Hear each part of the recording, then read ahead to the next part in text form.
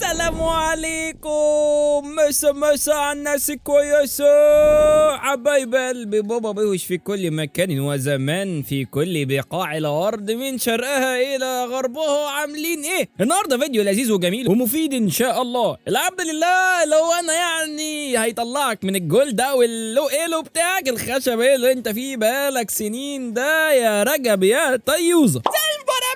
لو سمحت انا مش لو قالوا. ما علينا، فيديو النهارده عن التوب لين، برضه اللين الوحيد اللي بيلعب لوحده طول الجيم ده، اللين المضطهد. هنتكلم ازاي تكسب في التوب لين، وهقول لك ازاي لو مسكت ليد تخلي اللي قدامك ما عندهوش فرصه يلعب الجيم اصلا. ومن غير كلام كتير يلا بينا نخش في الفيديو على طول. السبليت بوش يا رجب يا طيوزه، من غير كلام كتير تقدر تقول يا صديقي انه افضل استراتيجيه علشان تكسب في اللو ايلو. ان التيم اللي قدامك مش عارفين ازاي يتعاملوا لما حد من اللي قدامهم يسبليت بوش، وان التيم بتاعك مش بيساعدك، ده اللي مخلي السبليت بوشنج في الخشبه ايلو احسن طريقه تكسب بيها كتوب لينر. بس حتى لو جينا نتفرج على رجب طيوزه اهو بسبليت، مش عارف لسه يطلع اللي قدامه في الجيم، لسه اللي قدامه ليه لازمه في التيم. طيوزه مش بيستغل كل الطرق اللي بيخلي اللي قدامه ما يعرفش يلعب الجيم. طب افرض يا بهواسي طيوزه مش عايز يلعب بالتشامبيونات سبليت؟ ما هو حر يا مستر بيلي. هو انا جبت سيره الشامبيونات بتسبليت؟ ما مش فاهم حاجه يا بهواسي. اتقل تاخد حاجه نظيفه يا مستر بيلي، بما انك ميدلينر يعني مالناش دعوه بيك. طبعا بعد كل الكلام ده يا صديقي عن السبليت بوش، فكرتني طبعا ان انا هتكلم عن الشامبيونات بتسبليت زي يوريك، فيورا، جاكس، الناس دي يعني. لا مش هتكلم عنهم، لان استراتيجيه السبليت تقدر تعملها باي تشامبيون، بس طبعا في تشامبيونات متميزه في النقطه دي. طبعا انت يا باشا سؤال غبي حبتين عايز اساله. لا براحتك يا رجب يا طيوزه، ده اللي احنا متعودين عليه منك يعني. ايه الجديد؟ ايه اللي بيخلي التشامبيون كويس في السبليت بوش؟ امتى اقدر اقول على التشامبيون ده سبليت بوشر حلو؟ لا سؤال لذيذ يا صديقي، سؤال لذيذ. في كام حاجه كده تخلي التشامبيون ده كويس في السبليت بوش. اول نقطه هي انه يقدر يكسب ال1 في 1 بسهوله. السكيلات بتاعتك معموله علشان تكسب ال1 في 1 كده كده، وده السبب اللي مخلي فيورا مثلا من احسن السبليت بوشرز، لانك ببساطه علشان تعمل لها 1 في 1 صعب جدا.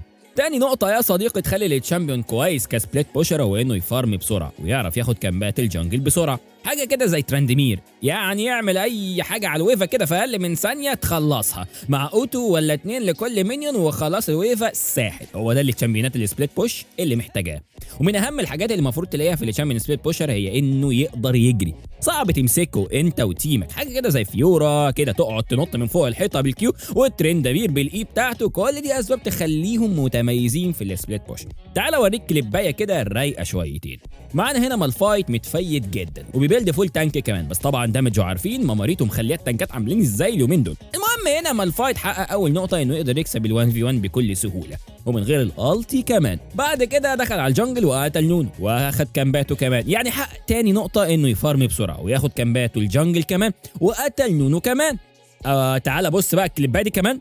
تشوجاس هنا متفيد برضه وجاي في فورس اوف نيتشر، يعني معاه شويه موفمنت سبيد حلوين، واللي التشامبيون اللي قدامه مفيش تشامبيون تقريبا يقدر يمسكه، يعني تحسه سنجد في نفسه كده، واللي بيقرب منه بيضرب الكيو ويكايته بسهوله. فده اللي مخلي ليج لعبه مش ثابته، افكارها مش بتخلص وتحتاج مذاكره شبه الكليه بتاعتك بالظبط. انا ما فهمتش حاجه برضه يا باوش من كل الكلام ده. المقصد من كلامي هنا يا طيوزه ان اي تشامبيون ينفع يبقى سبليت بوشر تحت الظروف المناسبه. نيجي بقى للي انت بعد كده، انت فهمت يعني ايه سبليت بوش دلوقتي، وفهمت امتى ينفع تبقى سبليت بوشر كويس. ازاي بقى تبقى السبليت بوشر اللي تخلي نفسك تكسب بيه واللي تيمك يبقى مبسوط منك وفاكرك بتسمرف معاهم؟ اول حاجه الايتمز بتاعتك. لو انت ناوي تسبليت اغلب الجيم فانت محتاج تفكر في ايتمات تساعدك على كده، ما تفكرش في ايتمات تساعدك في التيم فايت لانك مش هتخش فايتات كتير. يعني تفكر كده لما تعمل سبليت ايه التشامبيونات اللي من الانمي تيم هتخش عليها او هيحاول يدافع لما انت تعمل سبليت.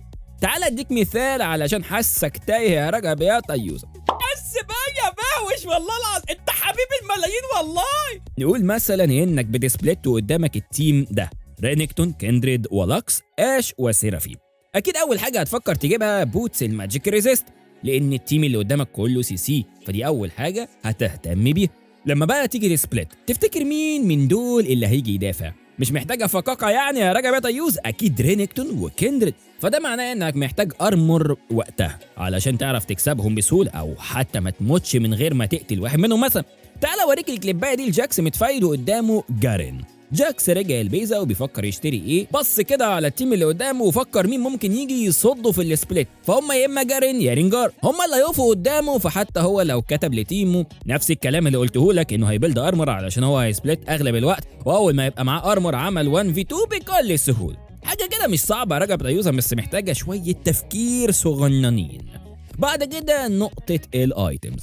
تعال اكلمك على استراتيجيات تستخدمها علشان تكسب، او ازاي تستخدم السبليت بوش الصح. الحاجة اللي بتخلي الناس تبعد عن فكرة السبليت بوش او تكرهها هو انه ما بيخشش فايتات فتيمه بيخسر ويقول لك يا عم السبليت بوش بيخسرني ومش عارف ايه. صح يا رجب يا ضيوز؟ بواش انت بتنكر في عنتر الزبله اللي بيلعب معايا شكلك ولا ايه؟ ايوه يا رجب يا ضيوز، بس للاسف المشكلة هنا بتبقى فيك انت يا صاحبي. يعني ايه بقى المشكله فيك؟ يعني انت بتسبلت او بتسيب تيمك في وقت وحش، هي في نفس الوقت غلطتك وفي نفس الوقت مش غلطتك. انت بتلعب سولو كيو، فانت المفروض تلعب على التيم لان التيم مش هيلعب عليك. يعني انت ممكن يا صديقي في امان الله رايح تسبلت على امل ان تيمك هياخد دريك او بارون، لما التيم اللي قصادك هيجولك انت علشان يقفشوك، بس للاسف تلاقي تيمك واحد نايم في ميه العسل، او واحد واقف في ميه البطيخ هناك، او واقف في البيزا بيفكر هو هيشتري ايه. فانت قبل ما تعمل التي بي مثلا تتاكد انهم رايحين ياخدوا الاوبجيكتيف مش نايمين في الماب.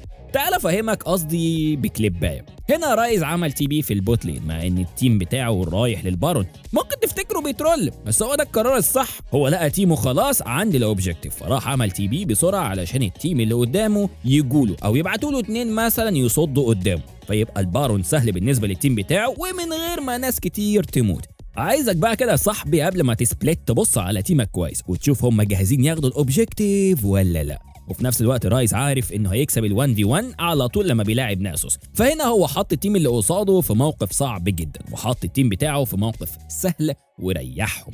يا اما التيم اللي قصاده يسيبوا ناسوس يموت ورايز ياخد الانهبيتور او تاور مثلا ولا حاجه، يا اما هيروحوا كلهم لرايز علشان يقتلوه وكده هيبقوا خسروا البارون.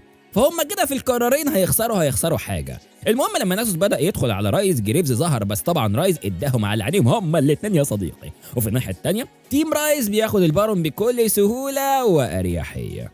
طيب يا باوش لو انا تيمي بقى زي ما انت قلت كده في ميه البطيخ نايمين واحد بيفكر هيشتري ايه والكلام ده، اعمل انا ايه؟ تعال اقول لك يا صديقي حاجه هتعملها لو ده حصل، حاجه كده زي الكليبايه دي كده.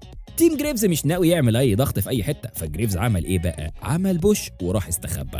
هنا هو ناوي يعمل ايه؟ ناوي انه لو لقى التيم اللي قصاده رايح على اوبجيكتيف هيكمل هو سبليت وياخد تاور وينهب مثلا، ولو لقى ان واحد جاله هيشوف نفسه يقدر يعمل 1v1 ولا لا. وطبعا هو متفايد هنا فترندمير جاله، ومع ان الجريفز ما لعبهاش حلوه قوي بس كسب ال1v1 واخد تاور كمان يا صديقي، وكان ممكن يكمل الانهب بس هو عمل حركه ذكيه حبتين. وركز في الحته دي، انت لما بتاخد الانهب هتطلع السوبر مينيونز، فبالتالي تيمك يا صديقي هيضيع عليه اكس بي وجولد ولسه في اول الجيم، فبلاش الكلام ده. فقال لك ياخد التاور ويرجع. ونيجي بقى لاخر حاجه تستغلها علشان تخلي السبليت بوش بتاعك جامد فورتيكا كده ومفيش زيه، هو الفوج اوف وور. تستغلها صح انك تلعب على النقطه دي. فوج اوف وور يعني الحته المظلمه في الخريطه.